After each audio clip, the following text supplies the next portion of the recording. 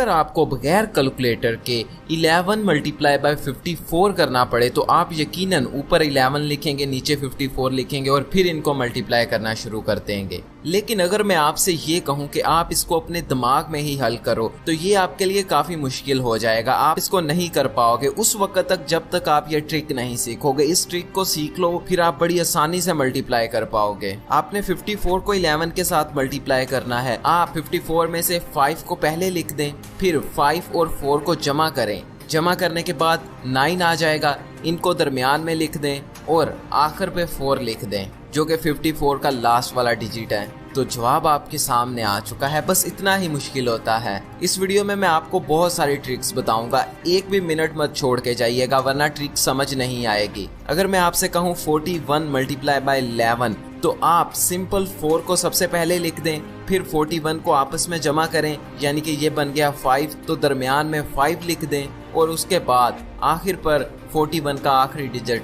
यानी कि 1 उसको लिख दें। ये लें, आपका जवाब आ गया। इस तरीके में एक ये खामी है कि आप 11 के साथ मल्टीप्लाई करते वक्त इसको इस्तेमाल कर सकते हैं, लेकिन आगे आने वाली ट्रिक्स में मैं आपको बताऊंगा कि अपने दिमाग में ही किस तरह मल्टीप्लिकेशन करें और दूसरी बहुत सारी ट्रिक्स बताने वाला हूं। अगर आपने 23 को 11 के साथ मल्टीप्लाई करना है तो सबसे पहले 2 आ जाएगा, 23 आपस में जमा होंगे, 5 आ जाएगा, फिर 23 का आखिरी डिजिट 3, तो ये लीजिए जवाब आ गया। अगली एग्जाम्पल थोड़ी सी मुश्किल है। 82 मल्टीप्लाई बाय 11, सबसे पहले 8 लिख दें और जब हम इनको आपस में जमा करते हैं तो हमारे पास 10 आ गया। क्या अब हम यहाँ पर 10 लिख देंगे? नहीं, हम सिर्फ 0 लिखेंगे और जो 1 बच गया है उसको 7 वाले हिस्से में जमा कर देंगे और आखिरी डिजिट को उसी तरह नीचे ले आएंगे। 47 मल्टीप्लाई बाय 11, 4 उसी तरह लिख दिया, इनको आपस में जमा किया, 11 आ गया। यहाँ पर दरमियान में हम सिर्फ आखिरी वाला हिस्सा लिखेंगे, 1 लिख दिया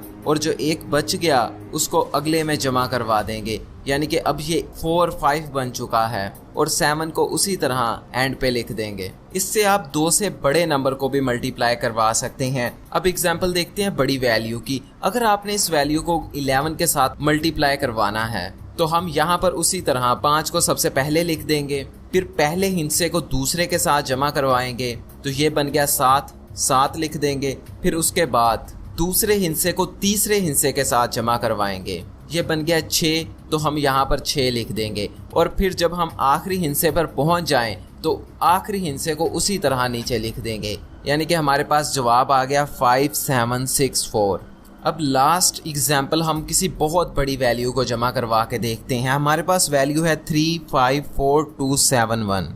यहाँ सबसे पहले 3 उसी तरह आ गया, फिर पहले हिस्से को दूसरे के साथ जमा किया तो 8 आ गया, फिर दूसरे हिस्से को तीसरे के साथ जमा किया तो 9 आ गया, तीसरे हिस्से को चौथे के साथ जमा किया 6 आ गया, चौथे को पांचवें के साथ जमा किया 9 आ गया, पांचवें को छठे के साथ जमा किया 8 आ गया और आगे अब कोई हिस्सा नहीं बचा तो लास्ट वाला हिस्सा उसी तरह आ गया। अगर आपको इन दोनों को मल्टीप्लाई करवाना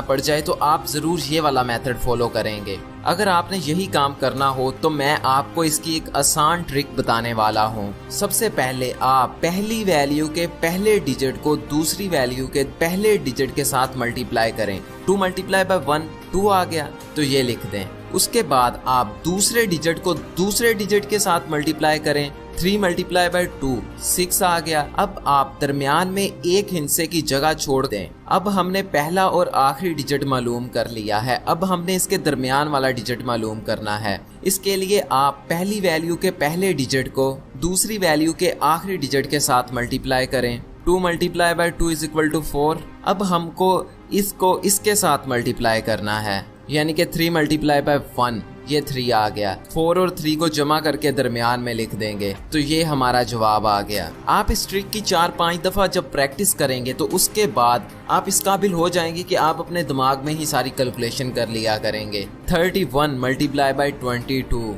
पहले डिजिट को पहले के साथ मल्टीप्लाई किया, जवाब आ गया 6 लिख दें, दरमियान में एक डिजिट की जगह छोड़ दें और फिर दूसरे डिजिट को दूसरे के साथ मल्टीप्लाई करें। 1 मल्टीप्लाई बाय 2 लिख दें। अब दरमियान वाले डिजिट के लिए आप इसको इसके साथ मल्टीप्लाई करवाएं और फिर इसको इसके साथ मल्टीप्लाई करवाएं।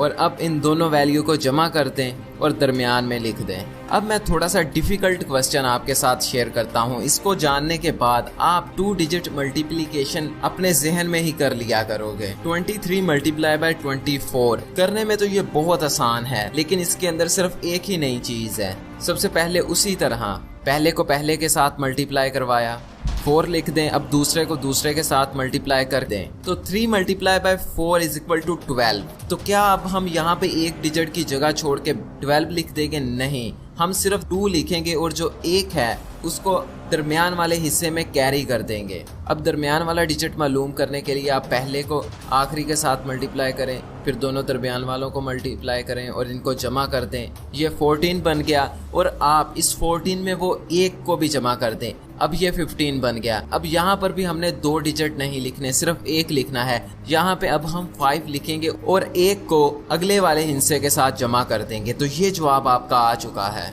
इस मेथड पर आप प्रैक्टिस करेंगे तो एकदम सीख जाएंगे। लेकिन जो अगला मेथड है, इससे एक 8 साल का बच्चा भी बड़ी आसानी के साथ बड़े से बड़े हिस्से की मल्टीप्लिकेशन कर सकेगा, और वो भी बहुत आसानी के साथ। हमारे पास एक सवाल है 31 मल्टीप्लाई बाय 12। सबसे पहले आपने 3 के लिए 3 लाइंस लगा देनी है और उसके बाद 1 के लिए 1 लाइन लगा देनी है, और फिर 12 की दूसरी जानिब आपने 1 के लिए 1 लाइन लगा देनी है और 2 के लिए 2 लाइनें लगा देनी है। अब हमने देखना है कि हमारी लाइनें कहाँ कहाँ पर इंटरसेक्ट कर रही हैं, एक दूसरे को कहाँ कहाँ पर काट रही हैं। सबसे पहले ये लाइन 2 जगह पे मिल रही है तो हमने 2 लिख देना है। उसके बाद हमने दरमियान वाली लाइनों को काउंट करना है, ऊपर वाली भी और नीचे वाली भी। तो टोटल 7 बन गया, हम यहाँ पर 7 लिख देंगे। और फिर इसी तरह इनको काउंट कर लेना है। ये 3 जगह पे टकरा रही हैं, तो ये लीजिए, ये आ गया आंसर। ये बस इतना ही आसान है। जब आप इसको प्रैक्टिस करेंगे तो आप कुछ ही लाइनें खींचेंगे और बड़ी बड़ी मल्टीप्लिकेशंस कर देंगे।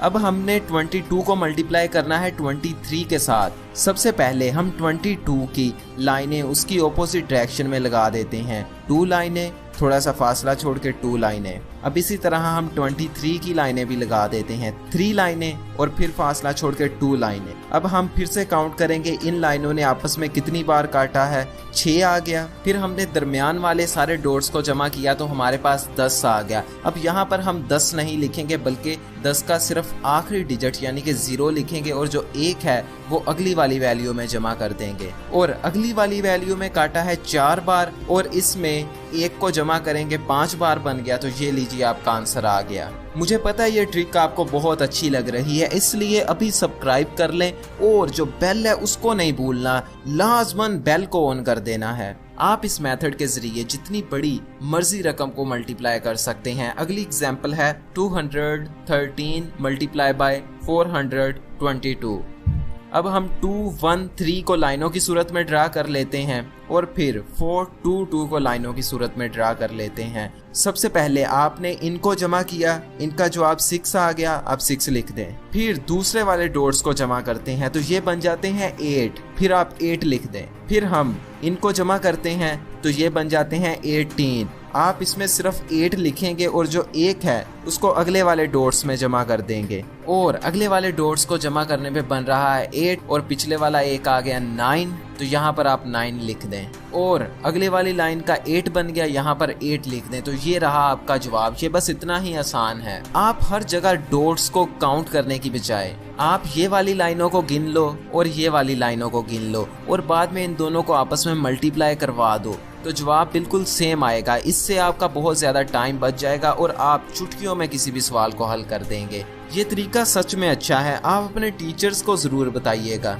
और अपने दोस्तों के साथ ज़रूर शेयर कीजिएगा। अब मैं आपको बताने वाला हूँ कि हम 2 डिजिट स्क्वायर किस तरह मालूम करें। अगर आपने 35 का स्क्वायर मालूम करना है, यानी कि 35 मल्टीप्लाई बाय 35 कितने होते हैं, तो सबसे पहले आप 3 का स्क्वायर मालूम करें, यानी कि 3 multiply by 3 is equal to 9। और फिर आप 5 का स्क्वायर मालूम करें, यानी कि 5 multiply by 5 is equal to 25। तो आप 9 के साथ 25 लिख दें। इसके बाद एक छोटा सा स्टेप रह गया है, आप 3 और 5 को आपस में मल्टीप्लाई करें और फिर इनको 2 के साथ मल्टीप्लाई कर दें। 3 मल्टीप्लाई बाय 5, 15 मल्टीप्लाई बाय 2, 30। तो आप इस तरफ से एक डिजिट की जगह छोड़कर यहाँ पर 30 को लिख दें और इनको आपस में जमा कर दें। तो ये लीजिए आपका जवाब आ चुका है। अब हम देखते हैं 53 का स्क्वायर। 5 का स्क्वायर 25 आ गया, 3 का स्क्वायर 9 आ गया। हम यहाँ पर 3 का स्क्वायर 9 आ गया, हम यहाँ पर 9 नहीं लिखेंगे बल्कि 09 लिखेंगे।